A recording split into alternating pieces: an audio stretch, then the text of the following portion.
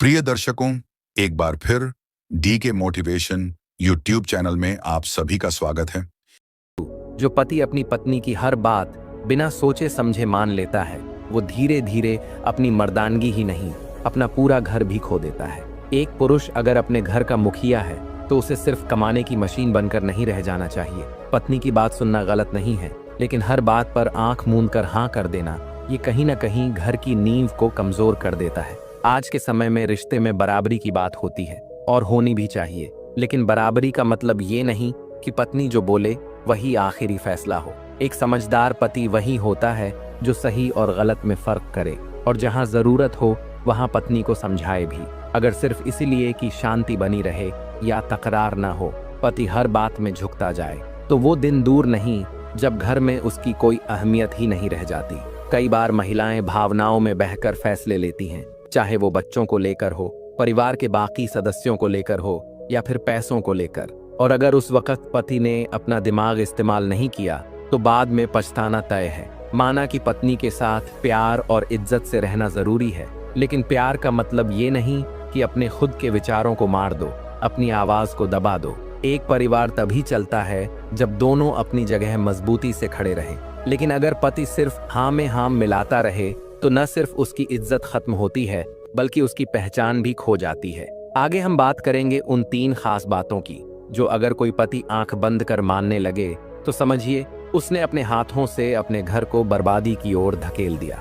दर्शक बंधु, एक कथा के माध्यम से उन तीनों बातों को जानेंगे, तो चलिए कथा आरंभ करते हैं। लेकिन आगे बढ़ने से पहले अगर आप हमारे चैनल पर नए हैं तो चैनल को सब्सक्राइब करें, वीडियो को लाइक करें। चलिए कथा शुरू करते हैं। कई हजार वर्ष पहले की बात है। एक छोटा सा गांव था, सोनापुर। वहां एक भोला और धार्मिक हृदय वाला युवक रहता था, रघुनंदन। रघुनंदन जब बहुत छोटा था तभी उसके माता पिता उसे 1 महीने के लिए अपने पड़ोसी के घर छोड़कर तीर्थ यात्रा पर निकल गए थे, लेकिन फिर वे कभी लौट कर नहीं आए। उनके लौट कर न आने का कारण यह नहीं था कि उन्होंने अपने बच्चे को छोड़ दिया था, बल्कि संभव है कि ईश्वर की लीला के तहत वे किसी दुर्घटना का शिकार हो गए। वे संपन्न थे, बहुत सी जमीन थी उनकी जिसे वे औरों को भी खेती करने के लिए दे दिया करते थे, लेकिन भगवान की मर्जी कुछ और ही थी। जिस पड़ोसी के पास उन्होंने रघुनंदन को छोड़ा था उसका नाम था अनंत। अनंत ने रघुनंदन को अपने बच्चे की तरह पाला। अनंत के पास खुद की कोई जमीन नहीं थी, मगर उसका परिवार बड़ा था और जीवन में बहुत कठिनाइयां थीं। रघुनंदन की जमीन की देखभाल करके अनंत का परिवार भी धीरे धीरे खुशहाल होने लगा। अनंत ने रघुनंदन को अपने सगे पुत्रों से भी ज्यादा स्नेह दिया, क्योंकि उसे मालूम था कि उसके घर की खुशियां रघुनंदन की वजह से आई हैं। मगर संसार में हर हृदय निर्मल नहीं होता। अनंत की पत्नी का मन कलुषित था। एक दिन उसने अनंत से कहा, अगर हम रघुनंदन को रास्ते से हटा दें तो उसकी सारी जमीन हमारी हो जाएगी। ये सुनकर अनंत ने ईश्वर का नाम लिया और कहा, अरे मूर्ख स्त्री, फल देने वाले वृक्ष को काट दोगी तो उसका नुकसान तुम्हें ही होगा। समझदार तो वृक्ष को सींचते हैं, उसकी सेवा करते हैं और उसके फल का आनंद लेते हैं। रघुनंदन हमारे लिए भगवान का भेजा हुआ वरदान है। उसकी मुस्कुराहट ही हमारी दौलत है। अगर वो दुखी हो गया तो हमारा घर भी उजड़ जाएगा। पत्नी को अपनी भूल का एहसास हुआ। उसने कहा, मुझे क्षमा करो, ये विचार मेरा नहीं था। मेरी सहेली ने मुझे ऐसा करने को कहा था। अनंत ने धैर्य से कहा, जो तुझे ऐसा सलाह दे रही है वो तेरी सच्ची सहेली नहीं बल्कि शत्रु है। ईश्वर का धन्यवाद कर कि तूने पहले मुझसे पूछ लिया, वरना वो तेरी बर्बादी का कारण बन जाती। इसके बाद अनंत ने तय किया कि अब रघुनंदन को अपने घर में न रखकर उसके अपने ही घर में रखेगा, मगर वह स्वयं उसके साथ रहकर उसका सच्चा संरक्षक बनेगा। वह उसे अपने हाथों से भोजन बनाकर खिलाता, साथ सोता और हर समय उसका ध्यान रखता। समय बीता और रघुनंदन धीरे धीरे बड़ा हुआ। तब अनंत ने उससे कहा, बेटा, अब समय आ गया है कि तुम अपनी जमीन और खेती खुद संभालो, ये सब तुम्हारा ही है। रघुनंदन ने विनम्रता से उत्तर दिया, काका, बचपन से तो आप ही सब देखभाल करते आए हैं, अगर अब मैं करने लगूं तो आपके बेटे क्या करेंगे? अनंत मुस्कुराए और बोले, बेटा, यही तो कारण है कि अब तुम्हें यह जिम्मेदारी सौंप रहा हूँ। कल को यदि मेरे बेटे कुछ कहें या विवाद करें तो तुम बेवजह मुसीबत में पड़ोगे। अच्छा यही है कि तुम अपनी जमीन खुद संभालो। चाहो तो दूसरों को पट्टे पर दे दो, जो ठीक दाम दे उसे दे देना। मेरे बेटों को चाहे तो कम दाम में दे देना या फसल के बाद पैसा ले लेना, मगर किसी को मुफ्त में न देना। और हर साल पट्टेदार बदलते रहना ताकि खेत सुरक्षित रहे, तुम भी सुरक्षित रहो। रघुनंदन ने काका की बात को ईश्वर का आदेश मानकर स्वीकार कर लिया। वह अब आधी जमीन पर खुद खेती करता और बाकी अनंत के बेटों को पट्टे पर देता। उसका जीवन अब धीरे धीरे समृद्ध होने लगा। अनंत का मन अब यह सोच रहा था कि अब रघुनंदन का विवाह करा दूं और अपनी जिम्मेदारी पूरी समझूं, पर यह सपना ईश्वर ने अब भी पूरा नहीं किया। एक दिन प्रभु की लीला ऐसी हुई कि अनंत जी बीमार पड़ गए। धीरे धीरे उनका शरीर साथ छोड़ने लगा और फिर एक दिन वे प्रभु चरणों में समा गए। उनका देहांत रघुनंदन के लिए सबसे बड़ा दुख था, क्योंकि अनंत जी तो उसी के घर में रहते थे और उनके अपने बेटे तो पहले ही उनसे अलग हो गए थे। अनंत की पत्नी यानी रघुनंदन की काकी अपने बेटों के साथ ही रहती थी, मगर जब पति नहीं रहे तो उन्हीं बेटों ने अपनी माँ को साथ रखने से मना कर दिया। उस समय रघुनंदन ही उनका सहारा बना। उसने आदर से कहा, काकी, जब तक तुम जीवित हो मेरे साथ रहो। आखिर मुझे बनाने खिलाने वाला अब कोई नहीं है और तुमने ही तो मुझे बेटे की तरह पाला है। कोई माँ जैसी महिला को कैसे बेसहारा छोड़े? अगर मैं ऐसा करता हूँ तो फिर मुझ में और किसी जानवर में क्या अंतर रहेगा? काकी अब रघुनंदन के घर में रहने लगी और उसका ध्यान रखने लगी। उन्होंने उसे सलाह दी, बेटा अब तू विवाह कर ले, घर में एक बहू होनी चाहिए। मगर रघुनंदन सोच में पड़ गया। वह बोला नहीं, लेकिन मन में सोचने लगा, काका तो अब रहे नहीं, काकी एक स्त्री है, वह कहाँ जाएगी, किससे बात करेगी? विवाह कोई खुद से थोड़ी होता है, सब प्रभु की मर्जी से होता है। जब ईश्वर चाहेंगे तब हो जाएगा, मेरे चाहने से कुछ नहीं होगा। सोनापुर गांव के पास एक मंदिर था, जहां हर साल रामनवमी पर बड़ा मेला लगता था। रघुनंदन हर बार अनंत काका के साथ वहां जाता था। इस बार वह अकेले जाने को तैयार हुआ। उधर एक दूसरा गांव था, कादीपुर। वहां एक गरीब आदमी अपनी दूसरी पत्नी के साथ रहता था। उसकी दूसरी पत्नी उसकी पहली पत्नी की ही बहन थी। पहली पत्नी से उसे एक प्यारी सी बेटी भी थी, मगर उस घर में सुकून नहीं था। अक्सर उस आदमी और उसकी दूसरी पत्नी में झगड़े होते रहते थे। कारण था, वह दूसरी पत्नी नहीं चाहती थी कि उसका पति उसकी बहन से कोई संबंध रखे। वह चाहती थी कि वह अपनी पहली पत्नी की ओर देखे भी नहीं, ससुराल भी न जाए। परंतु मनुष्य का मन बड़ा चंचल और विचित्र होता है। जिसे उसके पास की सुंदर पत्नी रास नहीं आई, वह अपनी साली पर मोहित हो गया, जो न तो सुंदर थी न ही गुणी। मगर जैसा कि कहा गया है, जिस दिल को दीवार से लगन हो जाए फिर परी भी क्या करे। उस आदमी ने अपनी साली से विवाह कर लिया और उसे घर ले आया। उसकी पत्नी इस विश्वासघात को सह नहीं पाई। वह मन ही मन टूट गई और एक दिन गांव से बाहर कुएं में कूदकर अपना जीवन त्याग दिया। और उस आदमी को न कोई पश्चाताप हुआ न दुख, जैसे उसके भीतर से आत्मा ही निकल गई हो। वह आदमी उस स्त्री के साथ रहने लगा, मगर कुछ ही दिनों में प्रभु की कृपा से उसकी आंखें खुल गईं। उसे समझ आ गया कि वह स्त्री उसके प्रति सच्ची नहीं थी। उसका मन किसी और में लगा हुआ था। उसने बहुत शांति और प्रेम से उसे समझाने की कोशिश की, मगर उस स्त्री के मन पर कोई असर नहीं हुआ। और फिर एक रात वह स्त्री घर का सारा सामान लेकर चुपचाप चली गई। अब उस आदमी को सच्चाई का बोध हुआ कि जो पत्नी पहले थी वही सच्ची और अच्छी थी। मगर अब पछताने से क्या हो सकता था? न तो पहली पत्नी रही न ही दूसरी। उसकी आंखें अब पूरी तरह खुल चुकी थीं। उसने अपने कान पकड़ लिए और प्रभु से प्रार्थना की कि अब वह कभी तीसरा विवाह नहीं करेगा। अब वह केवल अपनी छोटी सी बेटी के साथ रहने लगा। समय धीरे धीरे बीतने लगा और वह बेटी बड़ी हो गई, सयानी हो चली। मगर एक दिन प्रभु की इच्छा से उस आदमी की भी मृत्यु हो गई। अब वह लड़की अकेली रह गई। हाँ, उसके पड़ोस में कुछ अच्छे लोग रहते थे, जिनके कारण उस पर कोई संकट नहीं आया। मगर खाने पीने की व्यवस्था तो उसे खुद ही करनी थी और यही बात उसके लिए बहुत कठिन थी। जीवन यापन के लिए कुछ न कुछ करना ही था। इसी बीच उसे भी मन में आया कि वह रामनवमी के मेले में जाए। पड़ोस की महिलाओं से कहा कि बहन जी, मुझे भी मेला घुमाने ले चलो, मगर कोई भी तैयार नहीं हुई। गरीब का साथ कौन देता है? औरतों में तो धन दौलत का भाव और भी अधिक होता है। कोई उसे अपने साथ ले जाने को राजी नहीं हुई। तब उसने मन ही मन सोचा, चलो प्रभु, मैं तो अकेली ही चली जाऊंगी, आप ही मेरे साथ रहना। उसके पास ना तो पैसा था ना कोई खरीदारी करने का साधन, लेकिन मेला देखना ही उसके लिए बहुत बड़ी खुशी थी। 18 वर्षों की उम्र में पहली बार मेला देख रही थी। वह दिन भर भगवान के मेले में घूमती रही। उसे यह पता नहीं चला कि कब रात हो गई। उसे लगा था कि मेला देर रात तक चलता रहेगा, पर अब तो वहां स्त्रियां दिखनी बंद हो गईं। शायद सभी लौट चुकी थीं। यह देखकर वह डर गई और जल्दी से अपने गांव लौटने के लिए चल दी। उसका गांव 8 मील दूर था। वह तेजी से चलने लगी। लोग अपने अपने गांवों को लौट रहे थे और दूसरे गांव वाले तो पहले ही जा चुके थे। कहीं कहीं इक्का दुक्का लोग बचे थे, मगर वे भी बहुत तेजी से जा रहे थे। उसे अब दूर दूर तक कोई स्त्री नहीं दिख रही थी और जिस रास्ते से उसके गांव को जाना था उस पर तो कोई पुरुष भी नहीं दिखाई दे रहा था। वह भगवान का नाम जपते हुए आगे बढ़ी, मन ही मन ईश्वर से रक्षा की प्रार्थना करती रही। तभी दो मनचले लड़के उसके पीछे पड़ गए। वह उनके इरादे को समझ गई और डर के मारे पीछे मुड़कर दौड़ पड़ी, पर वे दोनों भी उसके पीछे दौड़ पड़े। वे उसे पकड़ लेना चाहते थे, शायद वे उसे पकड़ ही लेते, लेकिन ठीक उसी समय उधर से रघुनंदन तेजी से अपने घर लौट रहा था। वह मेला देखने गया था और वहां पहलवानों की कुश्ती देख रहा था, जिससे उसे देर हो गई थी। जब घर की ओर चला तो उसे याद आया, अरे काकी के लिए तो मैंने मिठाई ही नहीं खरीदी। फिर वह भगवान का नाम लेकर वापस लौटा और मिठाई लेकर लौट रहा था। तभी उसने देखा कि दो बदमाश एक लड़की को दौड़ाते हुए आ रहे हैं। उसने तुरंत स्थिति को समझ लिया कि ये लोग लड़की को बुरे इरादे से पकड़ना चाहते हैं। फिर क्या था, रघुनंदन भगवान का नाम लेकर उन दोनों पर टूट पड़ा।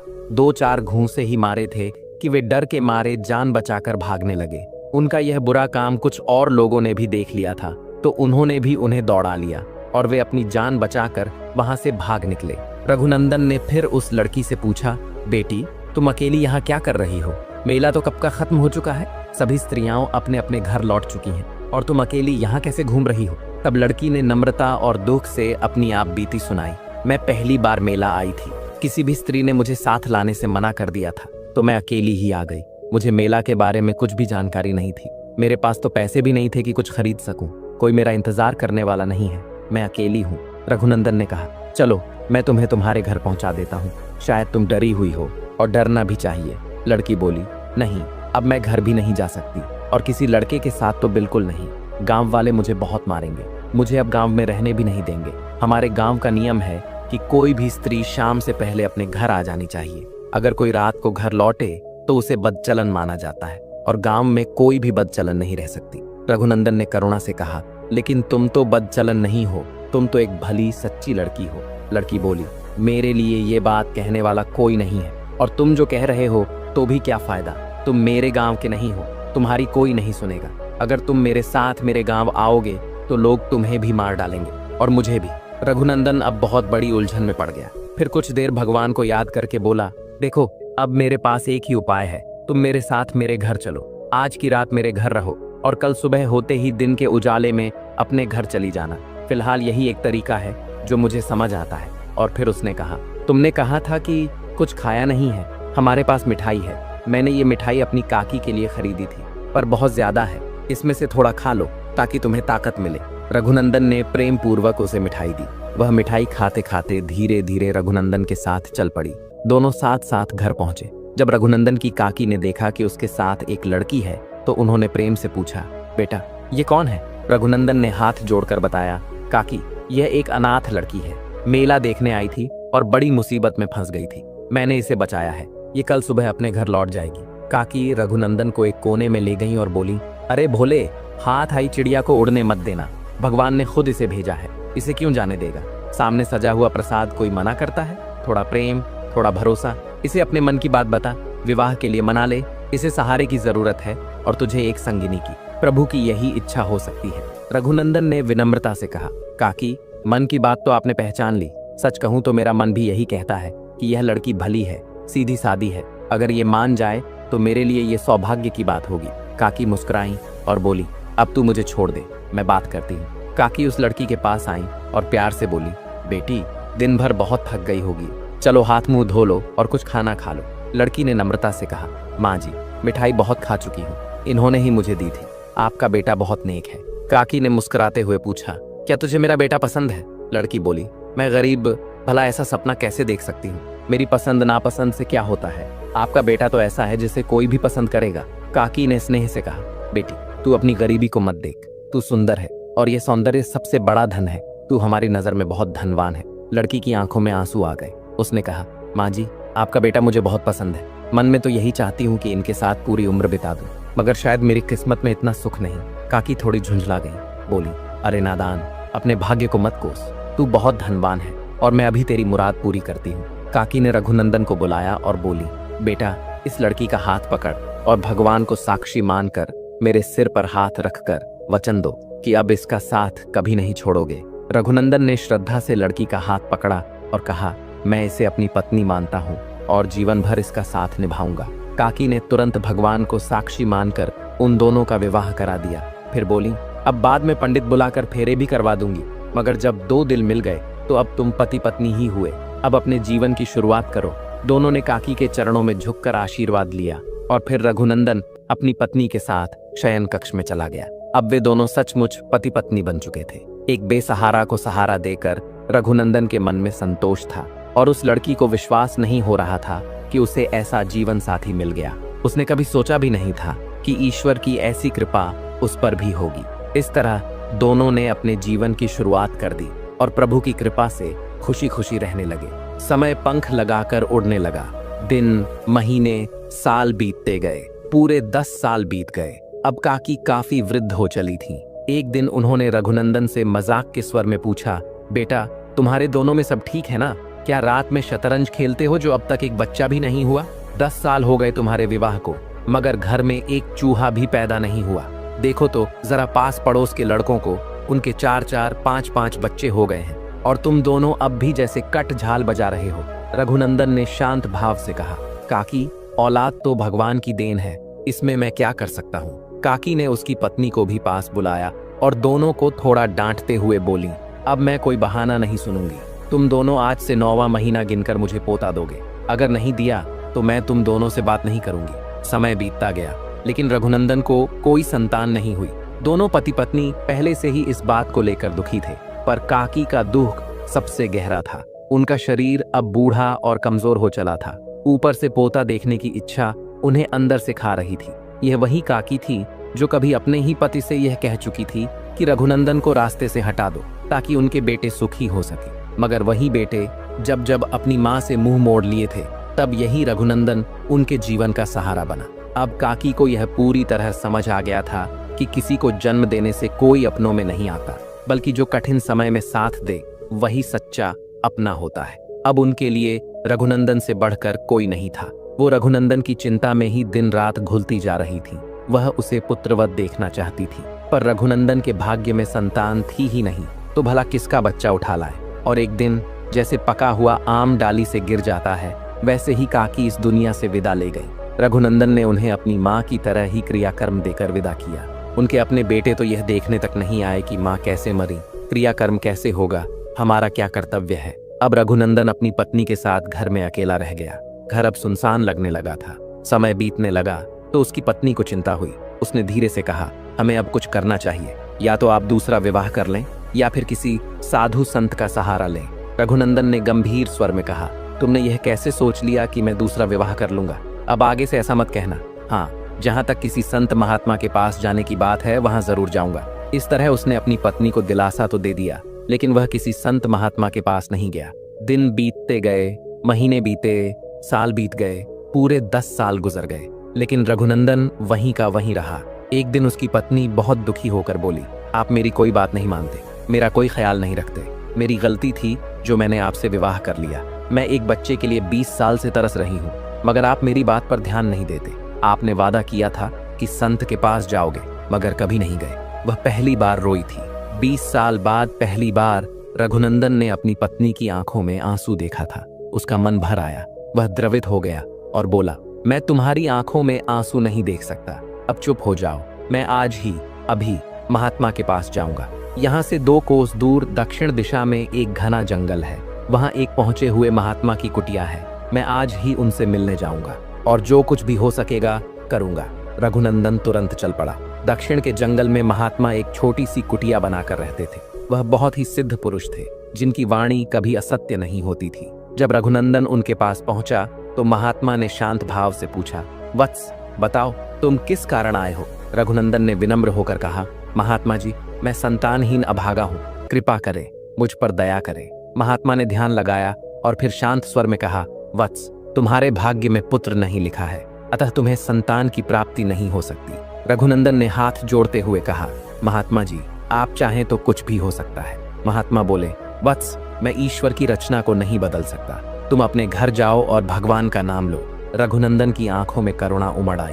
वह बोला, महात्मा जी, चाहे आप मेरी जान ही क्यों न ले लें, लेकिन मेरी पत्नी की गोद भर दीजिए, मैं उसे दुखी नहीं देख सकता। महात्मा ने गंभीर स्वर में कहा, वत्स हठ मत करो, यदि मैं तुम्हें मारकर पुत्र भी दे दूं तो तुम्हें उससे क्या लाभ मिलेगा? रघुनंदन बोला, मुझे अपनी चिंता नहीं है, आप मुझे पुत्र प्रदान कीजिए। महात्मा ने बहुत समझाया, मगर जब रघुनंदन नहीं माना तो वे अंत में कुछ क्रोधित हो गए और बोले, मूर्ख, जब तू मेरी बात नहीं मान रहा तो जा, मैं तुझे पुत्र देता हूँ, लेकिन याद रखना, पुत्र के जन्म के 3 वर्ष पूरे होते ही तेरी मृत्यु हो जाएगी। फिर महात्मा ने एक दिव्य फल दिया और कहा, इसे अपनी पत्नी को दे देना।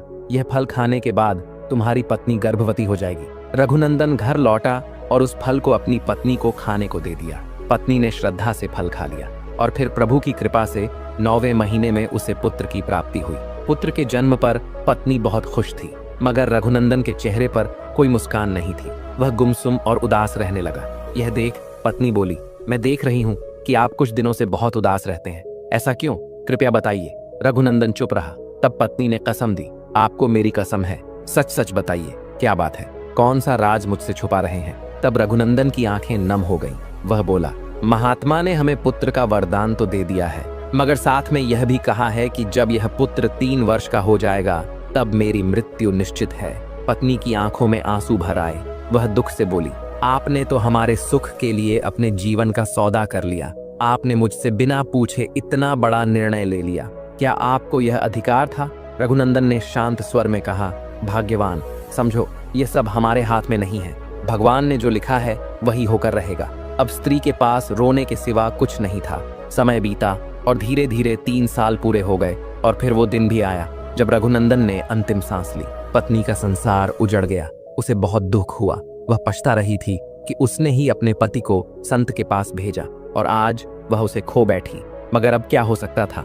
यह सब भगवान की लीला थी। अब वह नियति को मानकर अपने पुत्र का पालन करने लगी। पति के जाने के बाद उसके पास सब कुछ होते हुए भी वह गरीब हो गई। खेती करने वाला कोई नहीं था, इसलिए खेत भी सूने हो गए। जो कभी अमीर थी अब खुद ही जितना कर सकती थी उतना कर रही थी। उसने अपने बेटे का नाम मोती रखा और अब उसी मोती से सारी उम्मीदें थीं। बहुत कठिनाइयों के बीच उसने मोती को पाला। मोती भी माँ से बहुत प्रेम करता था। उसका प्यार पाकर माँ को फिर से जीने की वजह मिल गई थी। जिस उम्मीद से उसने बेटे को पाला था वह अब साकार होता दिख रहा था। मोती कभी अपनी माँ को कोई काम करने नहीं देता था। अब वह बड़ा हो चला था और माँ बूढ़ी। माँ अब बस यही चाहती थी कि किसी तरह बेटे की शादी हो जाए तो उन्हें रोटी बनाने से छुटकारा मिल जाए। वो बहू से कहती, बेटा जल्दी से हमें गोद में खिलाने के लिए एक सुंदर सा पोता दे दे। लेकिन माँ को कहाँ पता था कि अभागों के सपने कभी पूरे नहीं होते। वे तो बस जिंदगी भर सपने ही देखते रह जाते हैं। वो लोग भाग्यहीन पैदा होते हैं और भाग्यहीन ही इस दुनिया से चले जाते हैं। एक दिन माँ बीमार पड़ी। मोती उसे ठीक कराने के लिए कई वैद्य हकीम के पास गया, लेकिन कोई फायदा नहीं हुआ। माँ अब उठ न सकी। वह बहू का स्वागत और पोते का चेहरा देखे बिना ही दुनिया छोड़कर चली गई। माँ की मृत्यु के बाद मोती अंदर से टूट गया। उसे अब ये दुनिया व्यर्थ लगने लगी। मोती का ऐसा हाल उसके एक दूर के रिश्तेदार से देखा नहीं गया।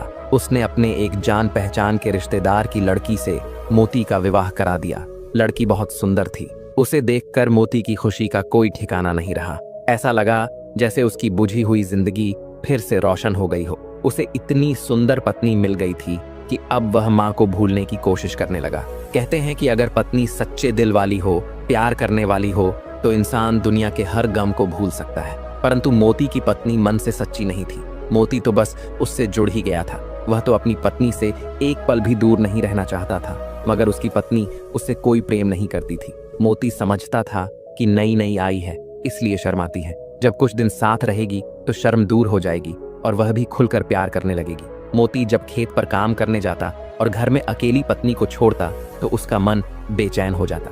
वह दिन में कई बार घर लौट आता, बस उसे देखने के लिए, फिर वापस खेत चला जाता। मगर पत्नी को उसका इस तरह बार बार आना पसंद नहीं था। उसे यह सब बुरा लगता था। पत्नी मायके की चालबाज लड़की थी। उसका मन तो अपने मायके के एक संगीत गायक में लगा था। वह उसी से प्यार करती थी। मोती तो उसे बिल्कुल भी पसंद नहीं था, लेकिन समाज की लोक लाज निभाने के लिए वह बस मोती के घर में रह रही थी। हमारे समाज में तो ये परंपरा बहुत पुरानी है कि बेटी का विवाह अपने गांव या पड़ोसी के घर नहीं करते। मोती की पत्नी उस संगीतकार के प्यार में पागल थी और मोती अपनी पत्नी के प्यार में पागल। ये बात मोती का एक पड़ोसी बहुत दिन से देख रहा था।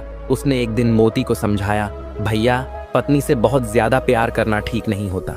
अति हर चीज की बुरी होती है। पत्नी से घर का काम लो, खेत का काम लो, बच्चे पैदा करो, अपना परिवार बढ़ाओ, लेकिन उसे कंधे पर बैठाकर मत घुमाओ। यही तो अति है, और अति के बाद कुछ नहीं बचता। पड़ोसी की ये बात मोती को बहुत बुरी लगी। उसने गुस्से में कह दिया, दूसरे के घर में झांकना बंद करो, अपने काम से काम रखो। हम क्या करते हैं क्या नहीं करते इससे तुम्हें कोई मतलब नहीं होना चाहिए। उस पड़ोसी को सब मोहन काका कहते थे। वे बहुत नेक दिल इंसान थे।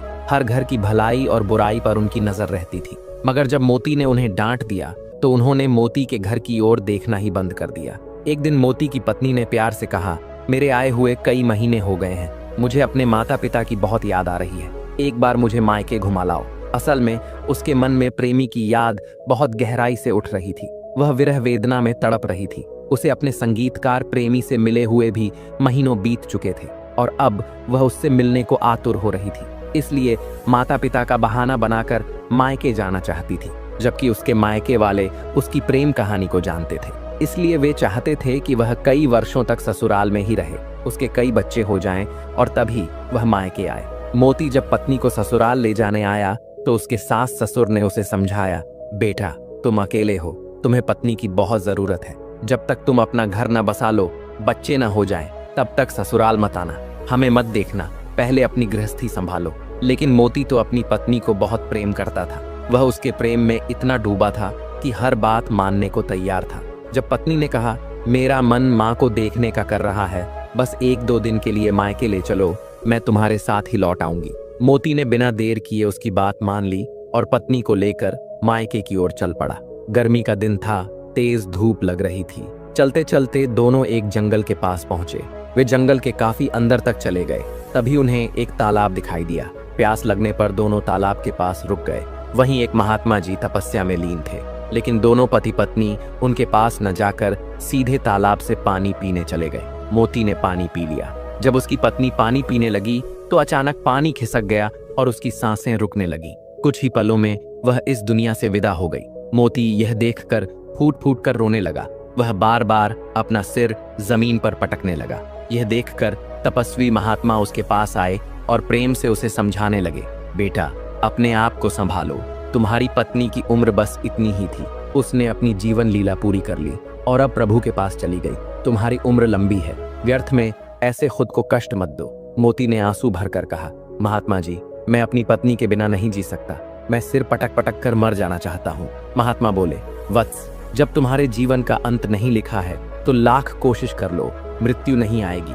तुम जिसे खोने का दुख मान रहे हो उसने तो तुमसे सच्चा प्रेम किया ही नहीं। तुम्हारे लिए अच्छा यही होगा कि लकड़ियां इकट्ठा करो और विधि पूर्वक अंतिम संस्कार कर दो। मोती ने नम्र स्वर में कहा, महात्मा जी मुझे पता है कि आप मेरे मन से पत्नी का मोह हटाना चाहते हैं, इसलिए आप उसके बारे में कठोर बातें कर रहे हैं। अब जब वह इस दुनिया में नहीं है तो उसके लिए अपशब्द न कहें। आप जाइए, अपना ध्यान कीजिए। यदि मेरे कल्याण की शक्ति आपके पास नहीं है तो कृपया कठोर वचन बोलकर मेरे हृदय को और दुहक न दें। महात्मा जी फिर से जाकर ध्यान में बैठ गए, मगर उनका ध्यान उस युवक पर ही लगा रहा जो बार बार अपना सिर जमीन पर पटक रहा था। कभी उसे मूर्छा आ जाती तो कभी होश में आकर फिर वही करने लगता। यह देखकर महात्मा का हृदय द्रवित हो गया। वह युवक के पास आए और करुणा से बोले, वत्स मैं तुम्हारी पत्नी को फिर से जीवित कर सकता हूँ, पर इसके लिए तुम्हें अपनी आधी उम्र उसे देनी होगी। मोती ने बिना एक पल सोचे कहा, महाराज मैं अपनी पत्नी को अपनी आधी नहीं पूरी उम्र देने को भी तैयार हूँ, आप बस उसे तुरंत जीवित कर दीजिए। महात्मा बोले, मैं तुम्हें एक बार फिर सोचने का अवसर दे रहा हूँ, सोच लो, इस स्त्री को छोड़ दो और दूसरा विवाह कर लो। ये स्त्री तुम्हारे लिए शुभ नहीं है, ये तुम्हारे जीवन का सर्वनाश कर देगी। मोती ने नर्म स्वर में कहा, महाराज मैं अपनी पत्नी की बुराई नहीं सुन सकता, और अगर वो बुरी भी है तो उसके साथ रहना मुझे स्वीकार है। ये मेरी पत्नी है, चाहे जैसी भी हो, मेरे लिए मेरी जान है। कृपा करके आप मेरी आधी उम्र लेकर उसे जीवन दान दे दीजिए। महात्मा बोले, वत्स तुम्हारी भलाई के लिए मैं एक बात और कहता हूँ, कभी भी इस स्त्री को यह मत बताना कि तुमने उसे जीवित करने के लिए अपनी उम्र दी है। हो सकता है भविष्य में कभी ऐसा समय आए कि तुम्हें अपनी दी हुई उम्र वापस लेनी पड़े, और यदि वह जान जाएगी तो कभी लौट आएगी नहीं। अब तुम मेरे सामने जल लेकर 2 संकल्प करो। पहला कि यह राज अपनी पत्नी से कभी नहीं कहोगे, दूसरा कि मैं अपनी आधी उम्र अपनी पत्नी को देता हूँ। मोती ने जैसे ही दूसरा संकल्प पूरा किया उसकी पत्नी उठकर बैठ गई।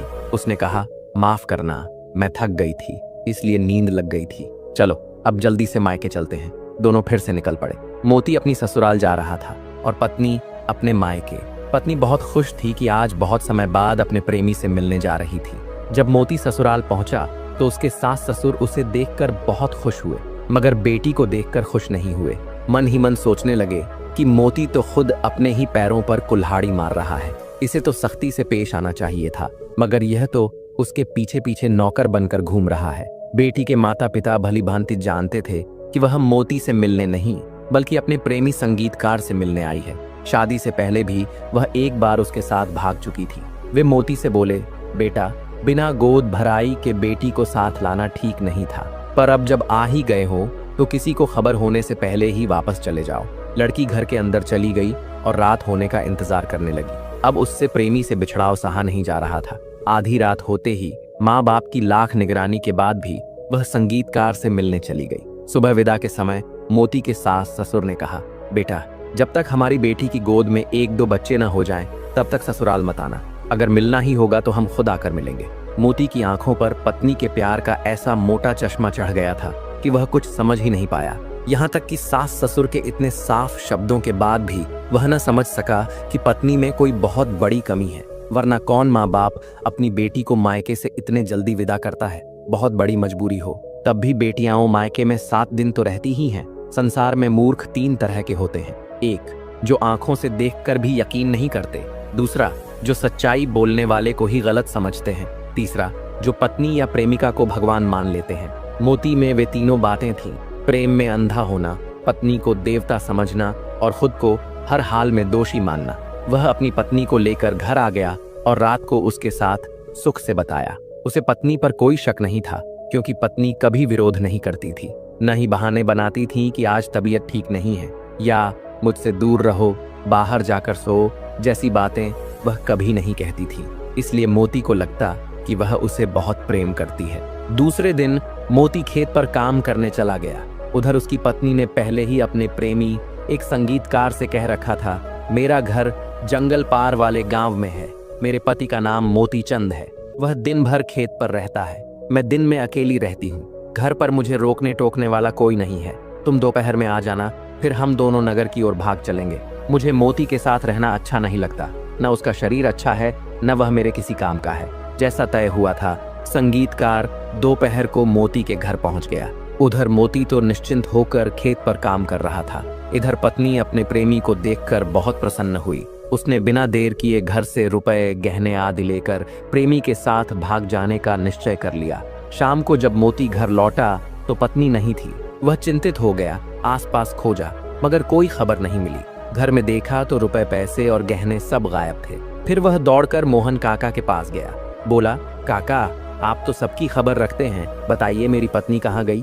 मोहन काका बोले, बेटा, तेरी पत्नी अपने प्रेमी के साथ भाग गई है। मैंने तो पहले ही तुझे चेताया था, पत्नी को सिर पर मत चढ़ा। अब भुगत, हम जैसे बूढ़े लोग तो बस समझा सकते हैं, रोक नहीं सकते। मोती को तभी महात्मा की बात याद आई, तुम्हारी पत्नी बदचलन है, उसे अपनी उम्र मत देना। और वह सोचने लगा, कितनी बड़ी धोखेबाज निकली, मेरी दी हुई उम्र भी लेकर मुझे छोड़ गई। उसे याद आया, कल ही सास ससुर ने कहा था, जब तक 2 बच्चे ना हो जाएं, बेटी को साथ मत लाना। अब समझ आया कि वे कितनी साफ बात कह रहे थे। मैं ही अंधा था जो सब समझ न सका। वह सोचने लगा, अब क्या करूं, अपनी उम्र कैसे वापस लूं? एक स्त्री को तो दया की मूर्ति कहा जाता है, ममता की देवी, घर की लक्ष्मी माना जाता है। हम जैसे लोग तो स्त्री की पूजा तक करते हैं, मगर अब पहली बार समझ में आया कि कुछ स्त्रियां भी होती हैं जो उस आस्था को तोड़ देती हैं। मोती अपनी पत्नी की तलाश में निकल पड़ा। गांव गांव, नगर नगर घूमता रहा। एक नगर में उसे पता चला कि राज दरबार में दूर देश का एक संगीतकार अपनी पत्नी के साथ कार्यक्रम देने आया है। मोती वहां कार्यक्रम सुनने गया। उसे आश्चर्य हुआ जब देखा वह स्त्री जो उसकी पत्नी थी अब उसी संगीतकार के साथ प्रस्तुति देने वाली है। प्रोग्राम के बाद राजा उन दोनों को इनाम दे रहा था। तभी स्त्री की नजर मोती पर पड़ी। वह घबरा गई, अगर ये राजा से मेरी शिकायत कर देगा तो मेरी पोल खुल जाएगी। राजा न्यायप्रिय है, जांच बैठा दी तो मैं मारी जाऊंगी। इससे पहले कि वह कुछ कहे, मैं ही इसकी शिकायत कर दूं। राजा से कह दूंगी कि यह मुझे परेशान कर रहा है ताकि इससे फांसी दिलवा दूं। वह स्त्री राजा से बोली, महाराज, मुझे इनाम बाद में दीजिएगा या मत दीजिएगा, लेकिन पहले मेरे चोर को फांसी पर चढ़वा दीजिए। आपके दरबार में एक बड़ा पापी बैठा है, जिसने मेरे गहने चुराने के बाद मेरी इज्जत भी लूट ली थी। राजा यह सुनकर बहुत क्रोधित हुआ और बोला, कौन है वह पापी? हमें दिखाओ, हम उसे जरूर फांसी देंगे। यह तो बहुत खतरनाक व्यक्ति लगता है। ऐसा तो इसने कई महिलाओं के साथ किया होगा। सैनिकों, इसे पकड़ो और जेल में डाल दो। राजा ने उस स्त्री और उसके साथ आए संगीतकार को दरबार में ही रोक लिया और कहा, सुबह तुम दोनों हमारी आंखों के सामने इस अपराधी की फांसी देखकर जाना, तभी यहाँ से जाना। वह स्त्री मन ही मन बहुत प्रसन्न थी। अगर यह कांटा सदा के लिए निकल जाए तो अच्छा है, वरना यह तो सारी जिंदगी पीछा करता रहेगा। सुबह जब सैनिक मोती को फांसी के लिए ले जा रहे थे तो राजा ने पूछा, वत्स, तुम्हारी कोई अंतिम इच्छा है तो कहो। मोती ने हाथ जोड़कर कहा, महाराज, मैंने बहुत सुना था कि आप न्यायप्रिय राजा हैं, लेकिन अब देख लिया कि आपकी कीर्ति झूठी है। आप न्याय नहीं करते, केवल हुक्म सुनाते हैं। राजा ने गंभीर होकर कहा, तुम कहना क्या चाहते हो? मोती बोला, महाराज, सच ये है कि इस स्त्री ने मेरे घर से चोरी की है, मेरी इज्जत छीनी है और मेरा एक गुप्त वस्तु भी चुरा ली है। अगर वह मुझे मेरी चीज लौटा दे तो आप मुझे फांसी चढ़ा देना। स्त्री बोली, महाराज, इसकी बातों में मत आइए, यह बहुत चालाक और खतरनाक है। मोती बोला, महाराज, सच्चाई और झूठ का फैसला तो अभी इसी दरबार में हो सकता है। बस यह स्त्री हाथ में जल लेकर कह दे, मैं तुम्हारी चीज तुम्हें वापस करती हूँ, तो वह चीज सबके सामने आ जाएगी। राजा ने कहा, स्त्री, तुम हाथ में पानी लो और यह वाक्य बोलो, सत्य की परीक्षा हो जाएगी। स्त्री ने जैसे ही हाथ में पानी लेकर कहा, मैं तुम्हारी चीज तुम्हें वापस करती हूँ, तुरंत वहीं प्राण त्याग दिए। वह मर गई। राजा चौंक उठा, बोला, यह क्या हुआ? तब मोती ने विनम्रता से कहा, महाराज, यह स्त्री मेरी पत्नी है। इसकी 4 महीने पहले मृत्यु हो चुकी थी। मैं इसे पतिव्रता स्त्री समझकर उसके लिए रो रहा था। तभी एक महात्मा ने मुझे कहा, अगर तुम इसे अपनी आधी उम्र दे दो तो यह फिर से जीवित हो जाएगी। उन्होंने चेताया भी था, यह स्त्री पतिव्रता नहीं है, इसे जीवित मत करना। मगर मैं उसके प्रेम में अंधा हो गया और अपनी आधी उम्र दे दी, लेकिन इसने मुझे धोखा दिया। मेरे प्रेम को ठुकरा कर अपने प्रेमी के साथ भाग गई और अब मुझे ही फांसी पर चढ़वाने की कोशिश की।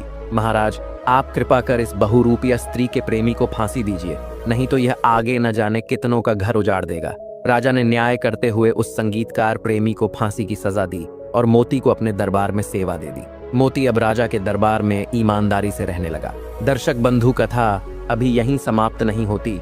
अभी हम यह भी जानेंगे, जो पति अपनी पत्नी की ये 3 बातें मानता है वह अपने घर को बर्बाद कर लेता है। दर्शक बंधु, इन 3 बातों को जानने के लिए हमें एक छोटा सा प्रसंग समझना होगा। तो चलिए, आपका समय नष्ट न करते हुए कथा को आरंभ करते हैं। यह एक बहुत ही पुरानी बात है। कश्मीर में एक भक्त ब्राह्मण अपनी धर्मपत्नी के साथ रहता था। उनके एक सुपुत्र थे जिनका विवाह हो चुका था। वह ब्राह्मण अंधे थे, इसीलिए वे अपने भोजन और जरूरतों के लिए अपने बेटे पर ही निर्भर रहते थे। हर रोज सुबह वह युवक प्रभु का नाम लेकर भिक्षा मांगने घर से निकल जाता और जो भी भगवान की कृपा से उसे प्राप्त होता वह शाम को अपने माता पिता और पत्नी के साथ बांटकर प्रेम से खा लेते। कुछ समय तक यह स्थिति ठीक से चलती रही, पर धीरे धीरे वह युवक इस कठिन और अपमानजनक जीवन से दुखी हो गया। उसने सोचा कि वह किसी दूसरे देश जाकर अपनी किस्मत आजमाएगा, शायद प्रभु कहीं उसके लिए कोई मार्ग खोल दे। उसने अपनी पत्नी को यह बात बताई और कहा कि उसकी अनुपस्थिति में वह कुछ समय तक घर को किसी तरह चला ले।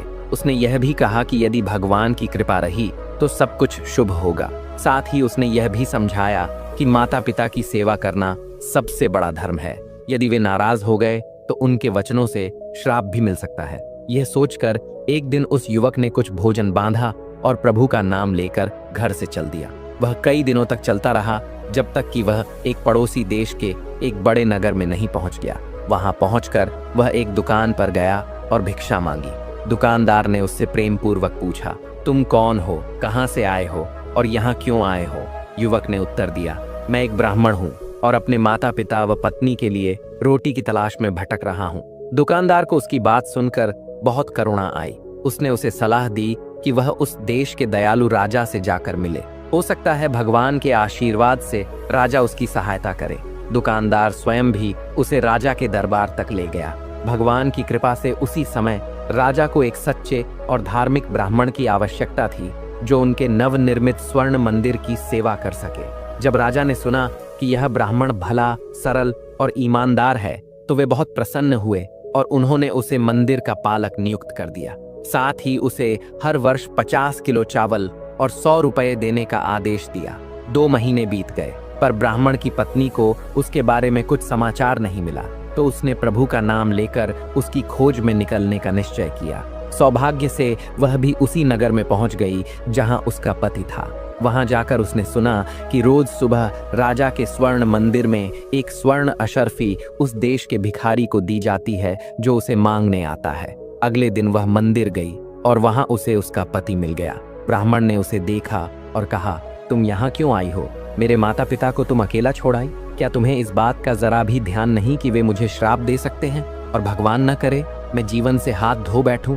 तुम तुरंत वापस जाओ और वहीं मेरा इंतजार करो, मैं शीघ्र ही लौट आऊंगा। ब्राह्मण की पत्नी ने करुणा से कहा, मैं वापस वहां नहीं जा सकती जहां भूख से तुम्हारे माता पिता और मैं खुद तड़पते रहे। अब तो घर में चावल का एक दाना भी नहीं बचा। ब्राह्मण ने प्रभु का स्मरण करते हुए कहा, ठीक है देवी, यह लो। फिर उसने एक कागज लिया, उस पर कुछ पंक्तियां लिखी और पत्नी को देते हुए बोला, इसे राजा को दे देना। हो सकता है प्रभु की कृपा से वह तुम्हें इसके बदले कुछ दे दे, शायद 1 लाख रुपए भी। कागज पर 4 महत्वपूर्ण सलाहें लिखी थीं, जो अनुभव और धर्म से जुड़ी थीं। पहली सलाह, अगर कोई व्यक्ति यात्रा में हो और रात को किसी अनजान स्थान पर पहुंचे तो उसे वहां रुकने से पहले सतर्क रहना चाहिए, कहीं ऐसा ना हो कि अनजाने लोग उसे हानि पहुंचा दें। दूसरी सलाह, यदि किसी को किसी वस्तु की जरूरत हो तो उसे अपने मित्र की परीक्षा लेनी चाहिए, लेकिन यदि आवश्यकता ना हो तो अपने मित्र को परीक्षा में न डालें। तीसरी सलाह, अगर कोई व्यक्ति अपनी बहन से मिलने अच्छे वस्त्र पहनकर शान शौकत से जाए तो लोग समझते हैं कि वह लेने आया है, लेकिन अगर वह साधारण वस्त्रों में और दरिद्रता में जाता है तो उसे कोई पहचानेगा भी नहीं। चौथी सलाह, यदि किसी मनुष्य को कोई कार्य करना हो तो उसे उस कार्य को स्वयं करना चाहिए, पूरे मन और साहस से, और कभी किसी से डरे बिना। ब्राह्मण की पत्नी उस कागज को लेकर घर लौट आई। उसने अपने सास ससुर को अपने पति से मिलने की पूरी बात बताई और वह कागज दिखाया, पर स्वयं राजा के दरबार जाने से हिचक रही थी, इसलिए उसने वह कागज एक परिचित को दे दिया। पर जब वह व्यक्ति दरबार पहुंचा और राजा को वह कागज दिखाया तो राजा को क्रोध आ गया। उसने बिना समझे उस व्यक्ति को दंड देने का आदेश दिया और उसे दरबार से भगा दिया। अगले दिन ब्राह्मण की पत्नी ने साहस किया और प्रभु का नाम लेकर स्वयं दरबार की ओर चल दी। रास्ते में उसकी भेंट राजकुमार से हो गई। राजकुमार ने पूछा, माँ तुम कहाँ जा रही हो? वह बोली, बेटा एक पवित्र पत्र लेकर जा रही हूँ जिसमें कुछ अमूल्य बातें लिखी हैं। मैं राजा से आशा करती हूँ कि वह मुझे इसके बदले कुछ देगा। राजकुमार ने वह कागज मांगा और जैसे ही उसे पढ़ा वह उसकी गहराई और ज्ञान से बहुत प्रभावित हुआ। उसने तुरंत एक परवान लिखकर उसे दे दिया जिससे उसे सहायता मिल सके। गरीब ब्राह्मण की पत्नी ने राजकुमार को ढेरों आशीर्वाद दिए। उसी दिन उसने इतना सामान खरीद लिया जो उनके परिवार के लिए बहुत समय तक पर्याप्त था। शाम को राजकुमार ने अपने पिता राजा से वह सारा वृत्तांत बताया कि कैसे उसने एक स्त्री से भेंट की और उसकी बुद्धिमत्तापूर्ण सलाहों से प्रभावित होकर उसे धन दिलाने की व्यवस्था की। लेकिन राजा को यह सुनकर क्रोध आ गया। उसने राजकुमार को देश से निकालने का हुक्म दे दिया। पूरा राज परिवार इस निर्णय से दुखी हो गया। राजकुमार तो सबका दुलारा था, उससे बड़े बड़े आशाएं थीं और सबसे बड़ी बात यह थी कि वही भावी राजा था। लेकिन जब राजा का आदेश आया तो सबको सिर झुकाकर स्वीकार करना पड़ा। राजकुमार ने अपने मन में एक भारी भाव लिए। अपने सगे संबंधियों, प्रियजनों और मित्रों को नम्रतापूर्वक विदा कहा। प्रभु का नाम लेकर वह अपने घोड़े पर सवार हुआ और निकल पड़ा। उसे यह भी झात नहीं था कि उसे जाना किधर है। भगवान की लीला से रात होते होते वह एक अजनबी स्थान पर पहुंच गया जहां उसकी भेंट एक सज्जन पुरुष से हुई। उस पुरुष ने राजकुमार से निवेदन किया कि वह रात्रि को उसके घर विश्राम करे। राजकुमार ने प्रभु का स्मरण करते हुए निमंत्रण स्वीकार कर लिया। जब वह वहां पहुंचा तो उसका स्वागत मानो किसी राजघराने के अतिथि की तरह किया गया। स्वादिष्ट भोजन परोसा गया और सोने के लिए एक चटाई बिछा दी गई। उस पुरुष की एक कन्या भी थी जो सुंदर और चुपचाप थी। राजकुमार लेट तो गया परंतु सोया नहीं। उसने सोचा, मेरे पूज्य पिता ने जो 4 पवित्र सलाहें दी थीं, उनमें से पहली सलाह यही थी कि यात्रा में रात किसी अपरिचित स्थान पर सतर्क रहना चाहिए। प्रभु रक्षा करें, कहीं यह मेरे लिए अंतिम रात न बन जाए। रात के मध्य उस कन्या ने एक तलवार लेकर राजकुमार पर वार करने का प्रयास किया, परंतु राजकुमार तो जाग ही रहा था। वह झटपट उठ बैठा और तलवार के वार से बच गया।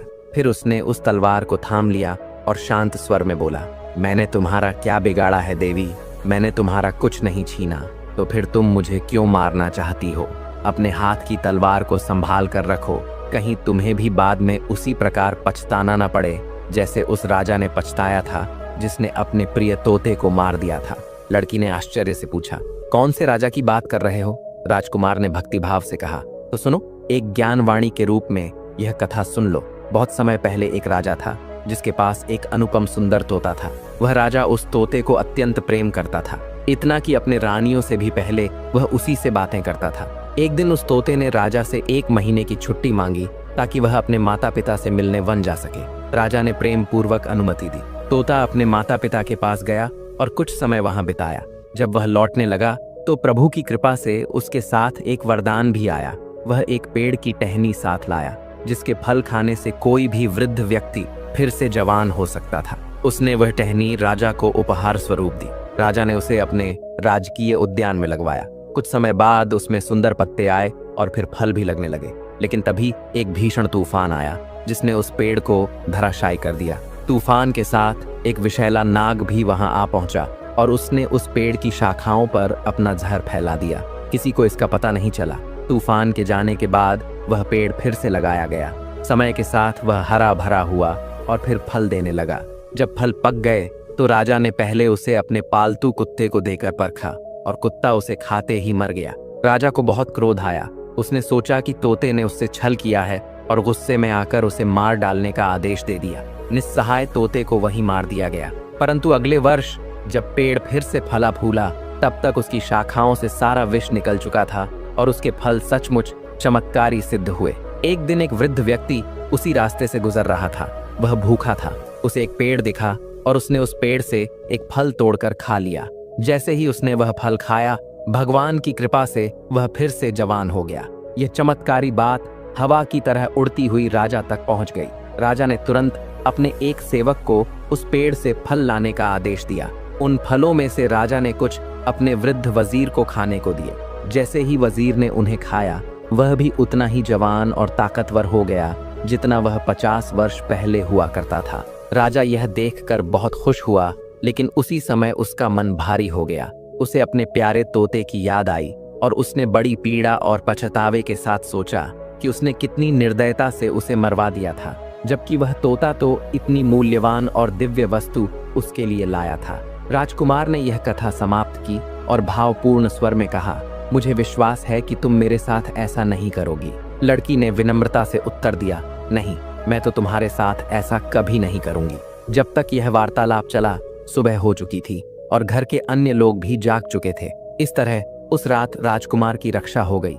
यह भी प्रभु की ही कृपा थी। सुबह राजकुमार जाने को तैयार हुआ, पर मकान मालिक ने आग्रह किया कि वह एक दिन और रुक जाए और अगली सुबह चले। राजकुमार ने इसे भी ईश्वर की इच्छा मानकर स्वीकार कर लिया और फिर से उस दिन वहीं ठहर गया। जैसे पिछले दिन उसकी सेवा और सत्कार हुआ था, वैसा ही इस दिन भी हुआ। रात को फिर उसे उसी कमरे में विश्राम के लिए भेजा गया और इस बार मकान मालिक का पुत्र उसकी सेवा में आया। लेकिन फिर भी राजकुमार सोया नहीं। उसके मन में चिंता थी कि कहीं पहले जैसी कोई घटना न हो जाए। आधी रात को फिर वही कन्या उठी और हाथ में तलवार लेकर राजकुमार की ओर बढ़ी, पर राजकुमार जाग ही रहा था। वह तुरंत उठ बैठा और बोला, मुझे मत मारो। मुझे मारने से तुम्हें क्या मिलेगा? अगर तुमने मुझे मार दिया तो शायद तुम उसी तरह पछताओगी जैसे एक आदमी ने अपने वफादार कुत्ते को मारकर पछताया था। लड़की ने पूछा, कैसा आदमी और कौन सा कुत्ता? राजकुमार बोला, पहले तुम अपनी तलवार मुझे दे दो, फिर मैं तुम्हें उसकी सच्ची कथा सुनाता हूँ। लड़की ने शांत होकर अपनी तलवार राजकुमार को दे दी और राजकुमार ने दूसरी कथा कहना प्रारंभ किया। बहुत समय पहले एक नगर में एक अत्यंत अमीर व्यापारी रहता था। उसके पास एक वफादार पालतू कुत्ता था, पर कालचक्र की मार से वह व्यापारी धीरे धीरे गरीब हो गया। विवश होकर उसने अपने कुत्ते को एक मित्र व्यापारी को 5000 रुपये में दे दिया। उस पैसे से उसने एक नया काम शुरू किया। कुछ समय बाद उस मित्र की दुकान में चोरी हो गई और लगभग पूरा सामान लुट गया। वफादार कुत्ते को सब पता चल गया। उसने चोरों का पीछा किया और उस स्थान को याद रख लिया जहां चोरी का माल छिपाया गया था। अगले दिन वह कुत्ता अपने पुराने मालिक को लगातार इशारे करने लगा कि वह उसे बाहर ले चले। व्यापारी को कुछ समझ नहीं आया, पर उसके एक मित्र ने कहा, हो सकता है कुत्ता कुछ बताना चाहता हो। वे सब कुत्ते के पीछे पीछे चले। वह उन्हें उसी स्थान पर ले गया जहां चोरों ने सामान छुपाया था। कुत्ते ने जमीन को खुरचकर भौंकना शुरू किया, जिससे वे समझ गए कि कुछ नीचे दबा है। जब उन्होंने जमीन खोदी तो सारा चोरी हुआ सामान सही सलामत मिल गया। व्यापारी बहुत खुश हुआ और अपने मित्र को एक पत्र भेजा, जिसमें उसने लिखा कि उसका कुत्ता बहुत वफादार है, इसलिए न केवल उसका कर्जा माफ किया जा रहा है, बल्कि इनाम के रूप में और 5,000 रुपए भी भेजे जा रहे हैं। परंतु जब व्यापारी ने देखा कि कुत्ता अकेला वापस आ रहा है, तो वह गलत सोच में पड़ गया। उसने सोचा, मेरा मित्र शायद अपना कर्जा मांग रहा है, अभी तो मेरी हालत खराब है, मैं कैसे चुकाऊंगा। अच्छा है, मैं इस कुत्ते को ही मार डालता हूँ और कह दूंगा कि इसे किसी और ने मार दिया, फिर न रहेगा कुत्ता, न रहेगा कर्जा। जब व्यापारी ने कुत्ते को मारने का निश्चय किया, वह दौड़कर बाहर गया और निर्दोष कुत्ते को मार दिया। उसी समय कुत्ते के दाएं कान से एक कागज नीचे गिर पड़ा। व्यापारी ने जब वह कागज उठाया और पढ़ा तो उसकी आंखों में पश्चाताप के आंसू भर आए। राजकुमार ने शांत और करुण भाव से कहा, इसलिए सोच समझकर चलो, कहीं ऐसा न हो कि मेरी जान लेकर तुम्हें बाद में अपनी जान देकर पछताना पड़े। जब राजकुमार ने अपनी कथा पूरी की तो प्रभु की कृपा से सूरज की पहली किरणें फूटने लगी थीं। लड़की ने घबराकर कहा, अब मैं क्या करूं? 1 घंटे में दिन निकल आएगा। मेरे पिता ने मुझसे वचन लिया था कि मैं तुम्हें मार डालूं, और अगर मैंने नहीं मारा तो वह मुझे मार देंगे। अब मेरी जिंदगी तुम्हारे हाथों में है। राजकुमार ने प्रेम पूर्वक और साहस से कहा, तो चलो, मुझे इस शापित घर से बाहर निकलने का रास्ता दिखाओ और तुम भी मेरे साथ चलो। प्रभु की कृपा से बाहर हमें कोई न कोई घोड़ा मिल ही जाएगा। हम दोनों उस पर बैठकर दूर निकल जाएंगे। और प्रभु की प्रेरणा से ऐसा ही हुआ।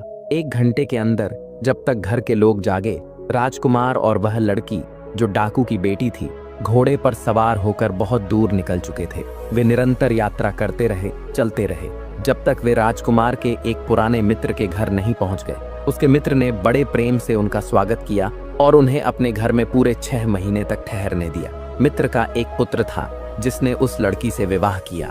अब वह लड़की राजकुमार के मित्र के घर में ससम्मान सुख शांति से रहने लगी। कुछ समय बाद राजकुमार ने अपने मित्र से आज्ञा ली और विदा मांगी। मित्र ने उसे विदाई में घोड़ा, धन और यात्रा का सारा सामान देकर भेजा। फिर राजकुमार अपनी बहन के देश पहुंचा। वहां पहुंचकर उसने एक साधु जोगी का वेश धारण किया और महल के सामने जाकर ध्यान मग्न होकर बैठ गया, मानो वह प्रभु की आराधना में लीन हो। जब राजा तक ये खबर पहुंची कि महल के सामने कोई पवित्र साधु आकर बैठा है, तो उसे रुचि हुई, क्योंकि उसकी पत्नी बहुत समय से अस्वस्थ थी। बहुत से वैद्य और हकीम बुलाए गए थे, लेकिन कोई भी रानी को ठीक नहीं कर सका। राजा ने सोचा, हो सकता है ये साधु भगवान का भेजा हुआ हो और मेरी रानी को ठीक कर दे। उसने तुरंत अपने सेवकों को भेजा कि वे साधु को महल ले आएं। लेकिन राजकुमार, जो अब एक साधु था, ने कहा, मैं एक साधु हूँ, मेरी जगह बाहर है। यदि राजा मुझसे मिलना चाहता है तो स्वयं बाहर आए और अपनी पत्नी को भी साथ लाए। राजा रानी को साथ लेकर बाहर आया और साधु के चरणों में सिर झुकाया। राजकुमार ने रानी से कहा कि वह उसके सामने भूमि पर प्रणाम करती हुई 3 घंटे तक लेटी रहे। रानी प्रभु का नाम लेकर उसी अवस्था में लेटी रही। 3 घंटे बाद राजकुमार ने कहा, अब उठो और चलो, तुम अब पूरी तरह स्वस्थ हो गई हो। रानी उठी और भीतर चली गई। महल में आनंद और शोरगुल का माहौल था, लेकिन तभी खबर आई कि रानी की बहुमूल्य मोतियों की माला खो गई है। बहुत खोजबीन के बाद वह माला उसी स्थान पर मिली जहां रानी साधु को प्रणाम करने के लिए लेटी थी। राजा को जब यह सुनाया गया तो वह क्रोधित हो गया। उसने यह सोचे बिना कि क्या सच है, साधु को चोर समझ लिया और उसे फांसी की सजा सुनाई। लेकिन प्रभु की कृपा से फांसी से पहले ही राजकुमार ने फांसी देने वालों को धन देकर अपनी जान बचाई और वहां से भाग निकला। राजकुमार जब अपने देश से बाहर निकला तो उसने फिर से अपने राजसी वस्त्र पहन लिए। एक दिन जब वह साधारण वेश में नगर में घूम रहा था तो उसकी दृष्टि एक कुम्हार पर पड़ी। वह कुम्हार अपनी पत्नी और बच्चों के साथ बैठा कभी हंस रहा था और फिर अचानक रोने लगता। राजकुमार ने करुणा से पूछा, भद्र पुरुष, ये क्या बात है कि आप एक बार हंसते हैं और फिर रोने लगते हैं? यदि आपको हंसना है तो हंसिए और यदि रोना है तो रोइए, ये दोनों एक साथ क्यों? कुम्हार बोला, तुम मुझे परेशान मत करो, तुम्हें इससे क्या लेना देना कि मैं क्या करता हूँ। राजकुमार ने विनम्रता से कहा, क्षमा कीजिएगा, मैं सिर्फ कारण जानना चाहता हूँ, यदि आपको बुरा न लगे। कुम्हार ने गहरी सांस लेते हुए कहा, बात यह है कि इस देश के राजा की एक बेटी है। हर दिन राजा उसकी शादी करता है, लेकिन दुख की बात यह है कि विवाह के बाद उसका पति अगली सुबह मारा हुआ पाया जाता है। बहुत से जवान इसी रहस्य से मारे जा चुके हैं। अब बुलावा हमारे बेटे के लिए आने वाला है। हमें यह सोचकर हंसी आती है कि एक साधारण कुम्हार का बेटा राजकुमारी से विवाह करेगा, और रोना इसलिए आता है कि वह भी अन्य युवकों की तरह मृत्यु को प्राप्त होगा। हम समझ नहीं पा रहे कि क्या करें। राजकुमार ने प्रभु की प्रेरणा से मन में निश्चय किया और कहा, आप चिंता न करें, आपके पुत्र की जगह मैं विवाह करूंगा। बस मेरे लिए अच्छे वस्त्र और कुछ आभूषण तैयार करवा दीजिए। कुम्हार ने उसे सुंदर वस्त्र और गहने दिलवा दिए और उसे महल भेज दिया गया। रात्रि में राजकुमार को राजकुमारी के कक्ष में भेजा गया। वह भय और विश्वास के बीच बैठा था। उसने सोचा, क्या आज मेरी भी वही अंतिम रात होगी जैसी उन युवाओं की हुई थी। उसने अपनी तलवार मजबूत पकड़ ली और निश्चय किया कि वह नहीं सोएगा। आधी रात बीती और तभी उसने देखा, राजकुमारी के नथुनों से 2 सांप बाहर निकले और उसकी ओर बढ़ने लगे। शायद वही जो पहले नवयुवकों को मार चुके थे, लेकिन इस बार सामने प्रभु का भक्त राजकुमार था, जागृत और तैयार। जैसे ही वे उसके पास पहुंचे, उसने अपनी तलवार से दोनों सांपों को मार गिराया। सुबह जब राजा खबर लेने आया तो यह देखकर आश्चर्यचकित रह गया कि यह युवक जीवित था और उसकी पुत्री से सामान्य रूप से बातें कर रहा था। राजा ने पूछा, तुम कौन हो और कहां से आए हो? राजकुमार ने उत्तर दिया, मैं भी एक राजा का पुत्र हूँ। यह सुनते ही राजा बहुत प्रसन्न हुआ और उसने राजकुमार को अपने महल में स्थान दे दिया। राजकुमार वहां 1 वर्ष से अधिक रहा। फिर उसने अपने देश लौटने की अनुमति मांगी। राजा ने उसे विदा करते समय प्रेम पूर्वक हाथी, घोड़े, आभूषण और धन देकर सम्मानित किया। राजकुमार घर लौटा और अपने माता पिता से मिलने गया। जब वह महल पहुंचा तो उसने राजा को अपने पूरे जीवन की कथा सुनाई कि कैसे एक ब्राह्मणी की दी हुई सलाहों ने उसे बार बार मृत्यु से बचाया। राजा और रानी ने उसकी पत्नी को आशीर्वाद दिया और बहू की तरह उसे पूरे महल में सम्मान दिया। राजा ने पहले राजकुमार को देश से निकाले जाने पर पश्चाताप किया और कहा, मुझे दुख है कि मैंने तुम्हें उस समय नहीं पहचाना। इसके बाद पूरा राज परिवार प्रभु की कृपा से प्रेम, शांति और सुख के साथ महल में रहने लगा। दर्शक बंधु इस कथा के माध्यम से उन तीनों बातों जो जानेंगे जो एक पति को अपनी पत्नी की बात नहीं मानना चाहिए, वरना उसका घर बर्बाद हो जाता है। 1. हर बात में अपने परिवार, माता पिता से दूरी बनाना। अगर पत्नी बार बार कहे कि अपने माता पिता से दूरी बना लो या उनसे रिश्ता खत्म कर दो और पति यह मान ले, तो इससे पारिवारिक टूटन और मानसिक पीड़ा बढ़ सकती है। 2. अंधा खर्च या दिखावे के लिए उकसाना। अगर पत्नी बार बार कहे कि दूसरों जैसा बड़ा घर, गाड़ी या महंगे शौक पूरे करो और पति बिना सोचे समझे ऐसा करे, तो इससे कर्ज, आर्थिक संकट और तनाव पैदा हो सकता है। 3. हर रिश्ते पर शक करना या लोगों से कटने को कहना। अगर पत्नी कहे कि किसी से मत मिलो, सब तुम्हारे खिलाफ हैं, और पति यह मान ले, तो वह समाज से कट जाएगा, रिश्तों में दरार आ जाएगी और मानसिक संतुलन बिगड़ सकता है। तो दोस्तों, यह थी एक सच्ची और सोचने वाली बात। अगर पति बिना सोचे समझे ऐसी 3 बातें मान ले, तो उसका सुखी घर भी बर्बाद हो सकता है। इसलिए हमेशा रिश्तों में प्यार के साथ साथ समझदारी भी जरूरी है। अगर आपको ये बात अच्छी लगी हो तो चैनल को जरूर सब्सक्राइब करें, ऐसे ही और जीवन से जुड़ी सच्ची और भावनात्मक कहानियों के लिए। धन्यवाद।